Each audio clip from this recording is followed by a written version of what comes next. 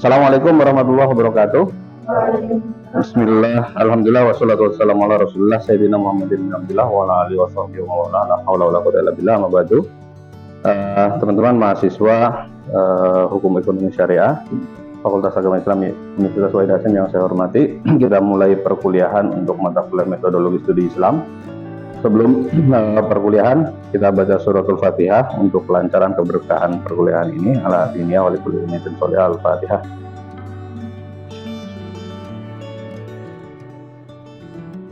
Ya, karena ya, teman-teman, mata kuliah MSI ini merupakan mata kuliah yang relatif baru dikembangkan kurang lebih tahun 97 ataupun 98. Merupakan komponen mata kuliah yang ada di fakultas, ya, yang artinya itu menjadi semacam keunikan Fakultas Agama Islam, di mana ia diberikan di awal-awal semester untuk teman-teman yang mungkin ada di semester 1 atau di semester 2, biasanya di switch gitu kalau nggak di semester 1 semester 2. Harapannya adalah ini menjadi salah satu alat bantu untuk mahasiswa baru mengenal kajian keislaman, tetapi dalam konteks yang lebih universal. Artinya dia tidak hanya mengkaji Islam dari sudut pandang teologi saja, dari sudut pandang fikih saja, dari sudut pandang Islam itu sendiri, tetapi juga melihat bagaimana Islam sebagai agama yang multidimensional dan mengkajinya dari berbagai sudut pandang. Nah, inilah mata kuliah metodologi studi Islam yang secara umum kalau kita lihat gambaran umumnya, ya, mata kuliah yang seperti teman-teman baca bermaksud untuk mengkaji, menelaah, membaca Islam tapi dengan berbagai sudut pandang, ya. Katakanlah kalau Islam itu satu objek, nah maka metodologi studi Islam itu berupaya untuk melihatnya tidak hanya dari depan saja, tapi juga dari samping kiri, samping kanan, atas dan bawah, kira-kira seperti itu. Jadi ia tidak hanya, ya, seperti yang kita pahami sebelumnya bahwa melihat Islam dari satu garis saja, tapi mata kuliah metodologi studi Islam itu memberikan kita gambaran tentang bagaimana kalau melihat dari depan. Bagaimana kalau melihat Islam dari pinggir atau Islam dari atas, dari bawah? Apa etika penelitian kalau kita membaca Islam dari pinggir misalnya? Syaratnya apa? Ya, fatsunnya seperti apa, gitu, dan seterusnya. Jadi emang kalau melihat dari sisi kiri tentu saja berbeda dengan melihatnya dari sisi kanan. Nah, kalau secara harfiah MSI berarti ilmu tentang cara bagaimana mengkaji Islam. Nanti kita jelaskan dalam dalam sesi berikutnya. Nah, yang kedua, jadi MSI itu semacam pintu masuk gitu, ya, pintu masuk untuk mengenali berbagai pendekatan dalam studi Islam. Maka memahami Islam itu menjadi kuncinya. Kalau dikaitkan dengan misalnya jurusan kalian Hukum Ekonomi Syariah yang di dalamnya banyak sekali kaitannya dengan aspek-aspek transaksional, ya, keabsahan sebuah akad. Sering kita melihat bahwa di sebuah masyarakat itu kan terjadi biasa, ya, terjadi pinjam meminjam, jual beli dan seterusnya gitu, ya. Nah, hukum Islam, metodologi studi Islam itu tidak hanya melihat apakah transaksi yang dilakukan dalam sebuah masyarakat itu transaksi yang sah secara fikih atau secara hukum Islam, ya. Nah, tidak hanya melihat itu, tetapi juga melihat kenapa kok sebuah masyarakat itu melakukan transaksi demikian, gitu, ya. Apa yang melatar belakangi keinginan atau praktik tersebut di masyarakat. Nah, kalau yang pertama itu kan berarti deskripsinya deskripsi fikih, ya, deskripsi tentang bagaimana keabsahan. Kalau saya seringkali mencontohkan dengan mudah, kalau misalnya rukun jual beli itu ada 4, tapi kalau di dalam satu praktik misalnya hanya terpenuhi 2 saja, sudut pandang hukum Islam akan membaca, nah ini sah atau tidak. Nah, ini yang kita sebut sebagai pendekatan fikih, gitu, ya. Tapi pendekatan yang lain akan melihatnya tidak dari sudut pandang itu. Apa apa yang terjadi di masyarakat itu dari sudut pandang antropologi misalnya kebudayaan. Misalnya di masyarakat Jawa seringkali muncul apa ya, semacam praktek jual beli tetapi tidak tidak menunggu sampai panen itu terjadi. Orang Jawa mengistilahkan tebasan. Jadi apa itu sebelum sebelum panen itu kan sudah di request, nanti kalau panen saya beli ya dengan harga demikian gitu ya. Dalam sebagian mazhab fikih tentu itu tidak dibenarkan gitu ya, tetapi itu terjadi prakteknya. Nah, terhadap praktek itu kita sebenarnya bisa membaca dari banyak sudut pandang. Yang pertama sudut pandang fikihnya, fikih muamalahnya. Nah, itu diajarkan dalam mata kuliah lain, fikih muamalah ya. Tapi ada juga sudut pandang lain misalnya yang sama-sama mungkin sama-sama tradisional normatif, yakni usul fikihnya mendasarkan pada aspek kemaslahatannya atau sudut pandang lain, sudut pandang sosial atau sudut pandang budaya.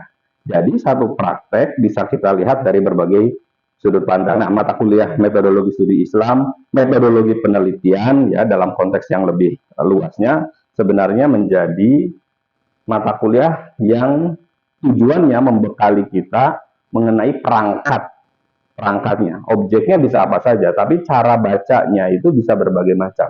Nah, metodologi studi Islam itu salah satunya apa namanya membekali kita, tujuannya membekali kita agar objek yang bisa kita lihat itu, ya objek yang kita kaji itu tidak hanya kita deskripsikan dari sudut pandang saja. Kalau mengistilahkan perjalanan itu, kita bisa menuju Surabaya dengan menggunakan kereta api, dengan menggunakan bis, pakai kendaraan bermotor, ya naik motor kalau memang mampu gitu ya. Dan saya kira banyak ya orang-orang yang punya level apa kenekatan atau effort yang besar untuk itu gitu ya.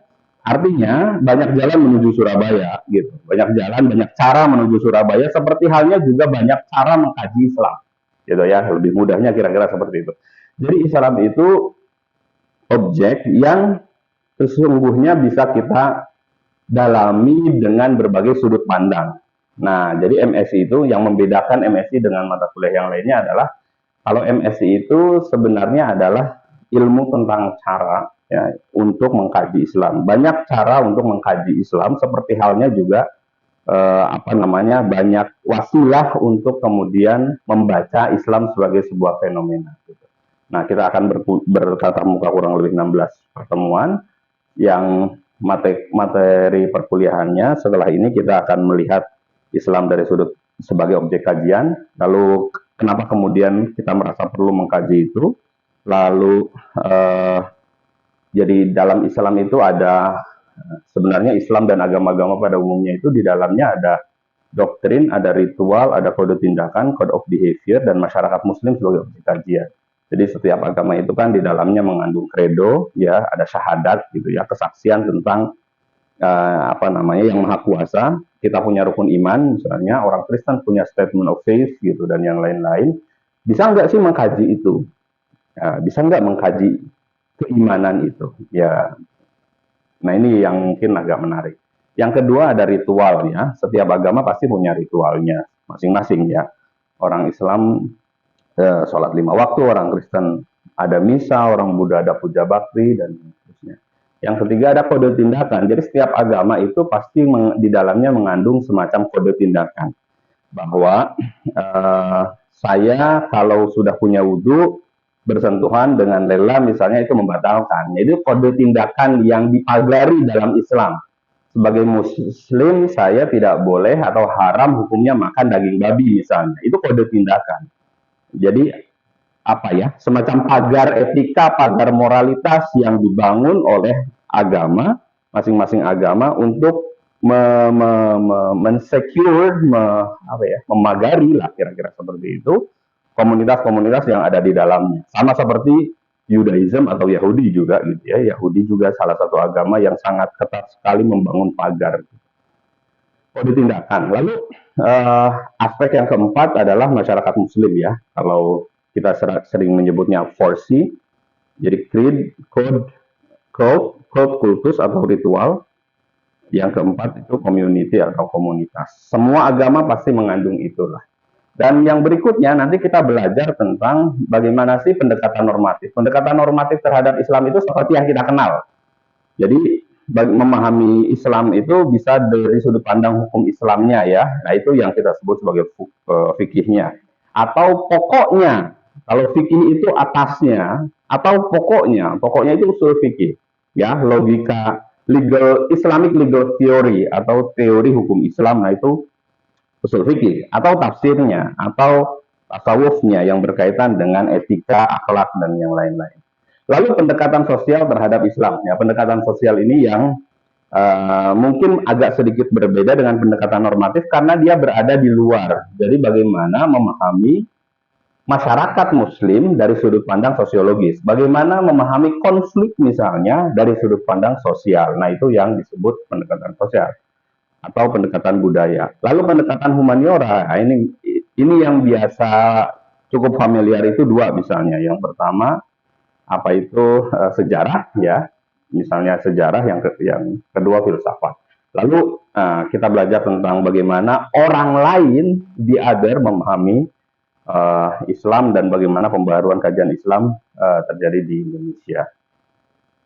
Lalu ini capaian pembelajaran kita berharap bahwa dari mata kuliah ini teman-teman bisa menjunjung nilai etika akademik, memiliki pemahaman kerangka konseptual, tidak harus komprehensif, tetapi bisa membedakan bahwa kalau dalam metodologi studi Islam, rumusnya adalah 10 sama dengan, bukan 6 tambah 4 berapa. Artinya, kalau 10 sama dengan dia bisa 6 tambah 4, bisa 20 kurangi 10, gitu ya, bisa 1 tambah 9 dan yang lain-lain. Artinya kita punya banyak perspektif, punya banyak cara memahami Islam.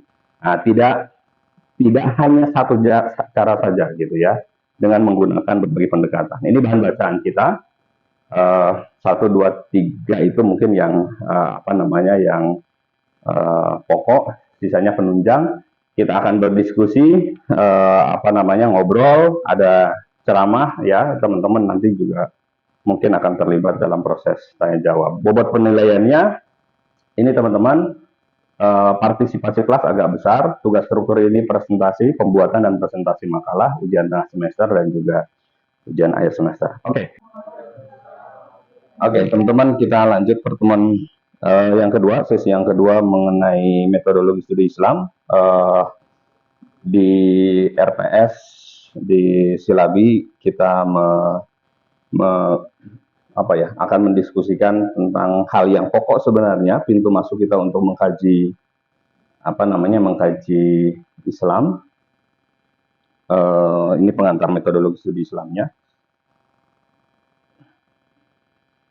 Ya, ini kampus kita dari atas sana. Nah, kita ada di sini.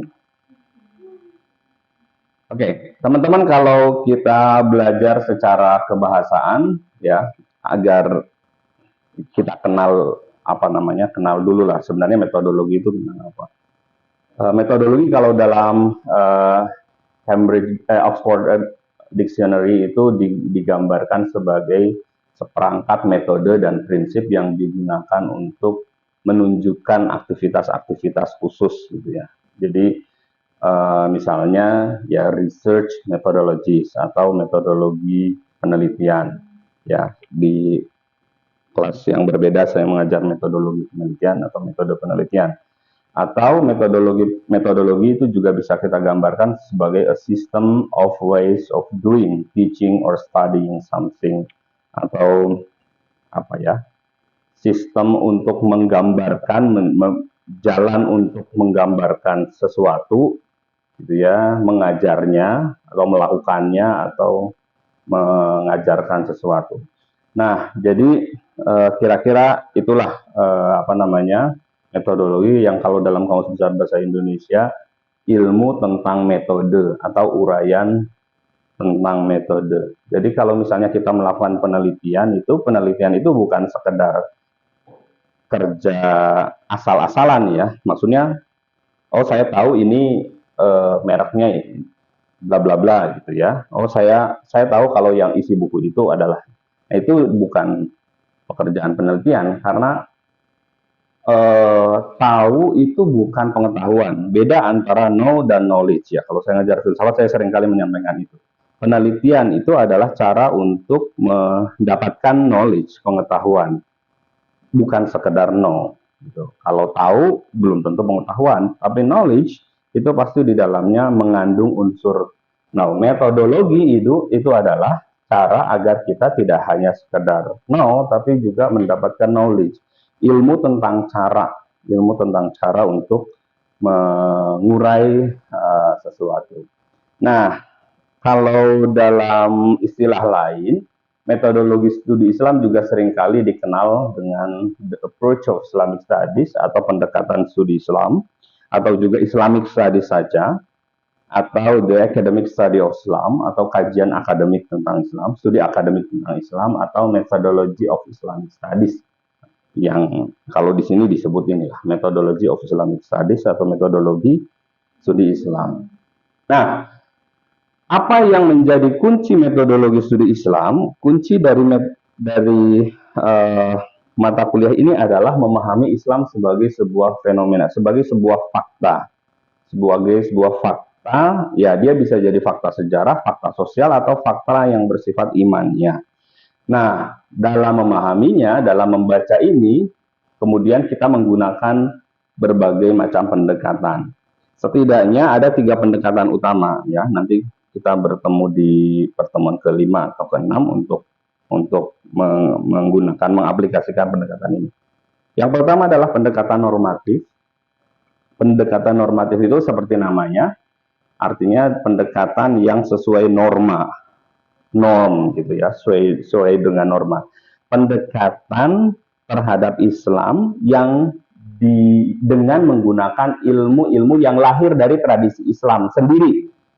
Ya, seperti tafsir, fikih, misalnya hadis, lalu usul fikih, ilmu kalam, dan tasawuf misalnya. Nah, itu adalah pendekatan normatif. Jadi dari norm sesuai dengan etika yang ada di dalam kajian itu sendiri. Yang kedua, pendekatan ilmu sosial. Jadi pendekatan yang menggunakan disiplin ya, ilmu sosial untuk mengkaji Islam. Banyak kategori ya, misalnya sosiologi yang sangat familiar, sosiologi, antropologi, psikologi itu bagian dari rumpun ilmu sosial.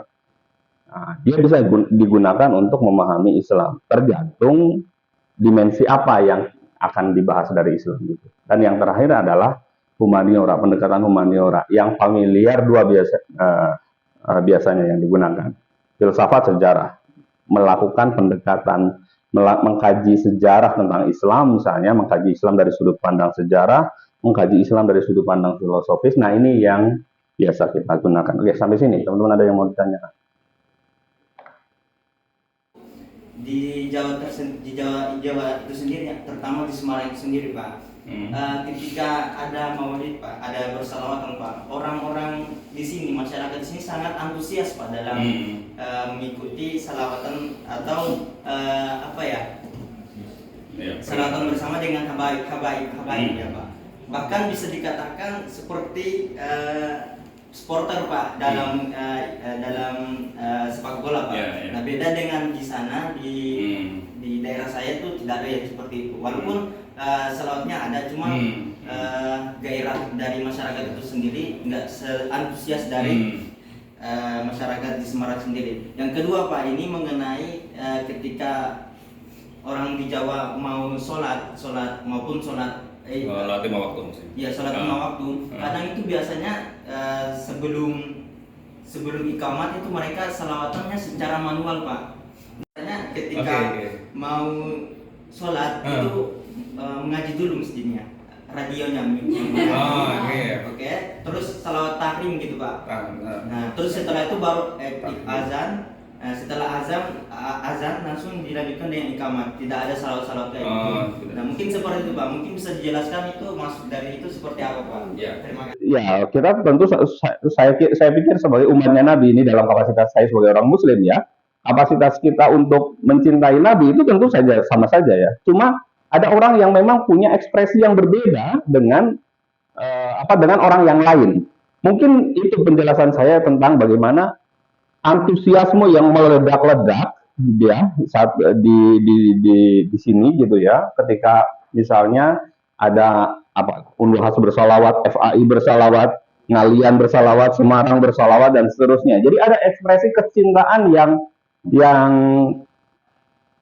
yang tertumpahkan gitu ya, karena mungkin ya hanya di ruang itu bisa terekspresikan gitu ya, hanya di ruang itu terekspresikan, di mana orang lautan manusia berkumpul, nah, di situ satu ekspresi bertemu dengan ekspresi yang lain. Lalu bagaimana misalnya di masyarakat yang ekspresinya tidak seperti itu?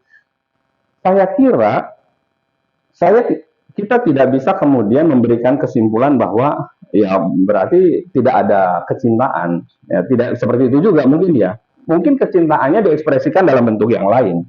Misalnya misalnya mereka menghormati ya para habaib misalnya, nah itu juga salah satu bentuk ekspresi kecintaan karena itu ahlul bait misalnya gitu ya.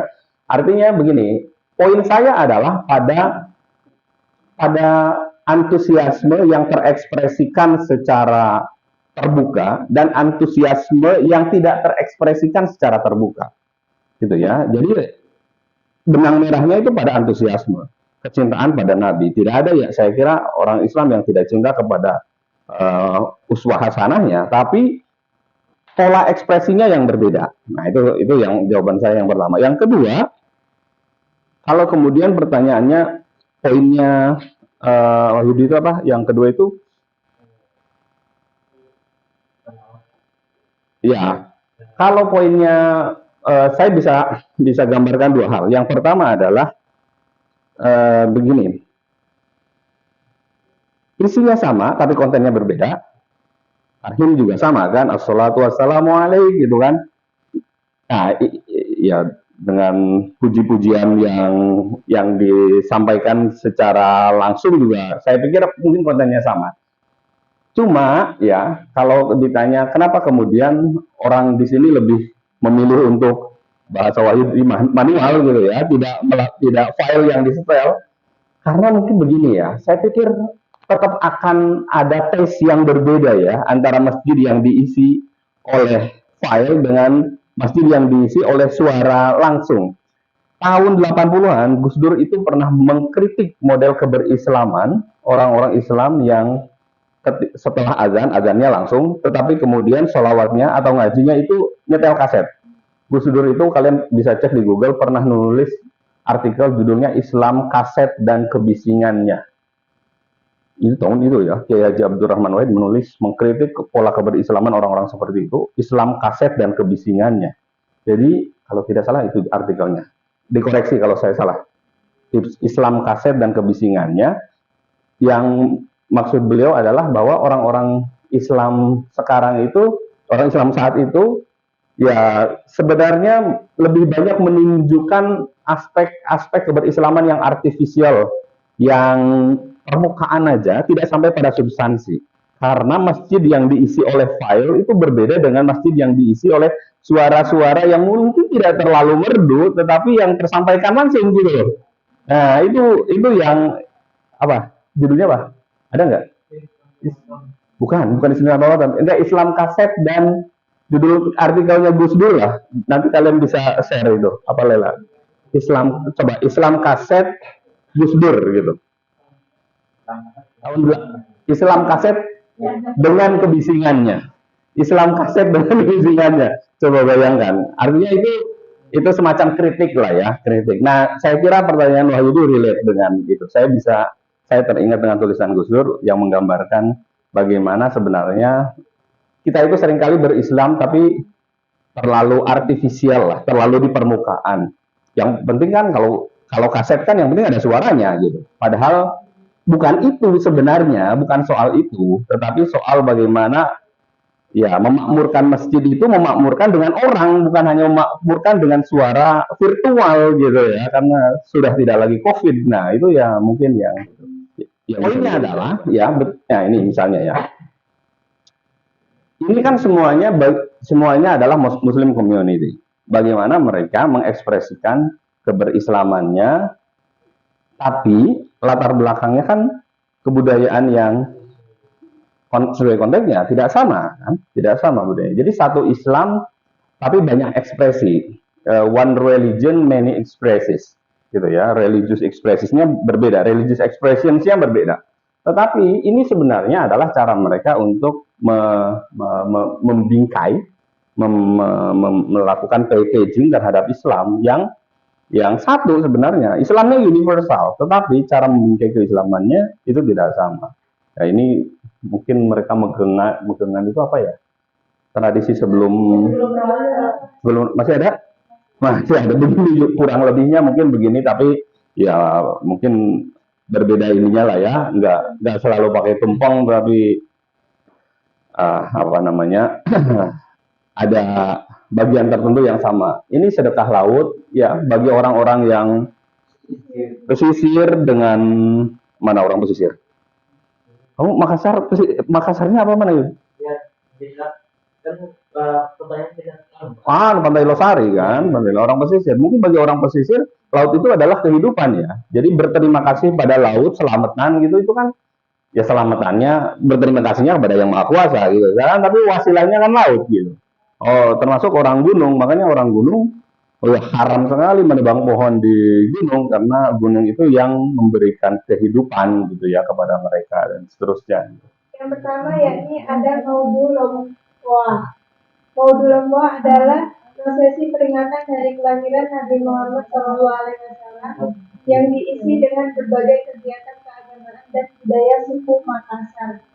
Maudhu Lompoa adalah prosesi peringatan hari kelahiran Nabi Muhammad SAW yang diisi dengan berbagai kegiatan keagamaan dan budaya suku Makassar. Banyak hal menarik yang bisa kita saksikan pada tradisi Maudhu Lompoa, yaitu kapal kayu yang disebut julung-julung oleh masyarakat Makassar akan dihias semenarik mungkin. Di dalam kapal yang dihias tersebut akan diisi dengan berbagai macam bahan pokok, antara lain yang paling banyak ditemukan adalah telur yang diwarnai aneka warna hingga tampil mencolok dan meriah. Dihias juga dengan nasi bumi berupa padi, ubi, sayur dan buah-buahan dari wilayah sekitar. Adanya ada festival budaya Islam atau rawat tradisi budaya. Ini salah satu fotonya ya, mungkin itu tarian, nanti bisa didengarkan dulu ya. Itu namanya festival budaya Islam yang digelar menjelang hari raya Idul Adha Hijriah, merupakan upaya untuk menjaga dan merawat tradisi budaya Islam di Provinsi Maluku. Jadi budaya ini sendiri diadakan ketika menjelang adanya hari raya Idul Adha, dikarenakan pada di sana sendiri itu tujuannya untuk merawat tradisi Islam di Maluku, di mana mereka itu agar tidak punah ya. Terus selanjutnya itu dilaksanakan menjelang hari raya sebagai upaya untuk merawat budaya. Selanjutnya itu potret budaya Islam Maluku sendiri itu bisa ditampilkan dalam kegiatan dengan warna berbeda, dengan tujuan untuk membangkitkan kembali kecintaan generasi muda akan budaya Islam yang hampir punah. Festival ini sendiri dimulai dengan karnaval budaya yang dimulai dari kawasan tanah lapang kecil atau bahasa sananya itu talake atau apa ya itu, dan berakhir di pelataran Masjid Raya Al-Fatah. Jadi kayak kayak karnaval gitu, yang dimulai dari lapangan kecil berakhir di pelataran masjid. Di pelataran Masjid Al-Fatah, pesertanya sendiri itu menampilkan beberapa tarian bernuansa Islam. Itu tadi yang di atas itu contoh tarian bernuansa Islam ya, tapi yang sama, pesan yang sama, tetapi cara mereka mengekspresikannya kan tidak sama.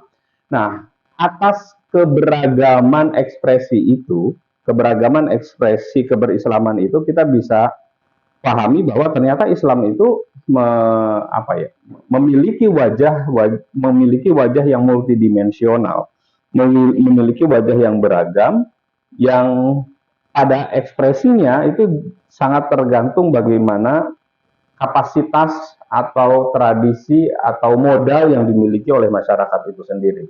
Nah, ini yang kita tunjukkan. Nah, artinya teman-teman, ketika kita memahami Islam dengan segala aneka ragamnya, sebenarnya teman-teman itu kan melihat kalau saya melihat benang merahnya kan teman-teman membahas satu aspek dari Islam saja, aspek budayanya kan, akulturasi budaya antara Islam dengan budaya lokal.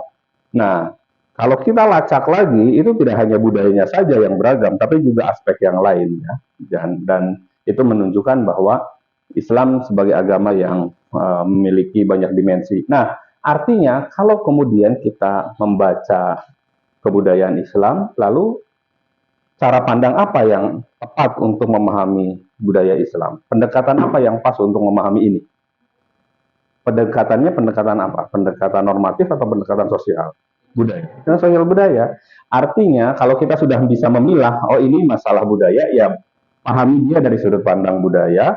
Kalau ini adalah masalah halal haram fikih, ya kita lihat dari sudut pandang normatif. Berikutnya kita bahas bagaimana kalau ini adalah warnanya budaya, ya kita bahas pakai budaya. Itu ya teman-teman, sampai ketemu di pertemuan berikutnya. Terima kasih. Assalamualaikum warahmatullahi wabarakatuh. Waalaikumsalam warahmatullahi wabarakatuh. Oke.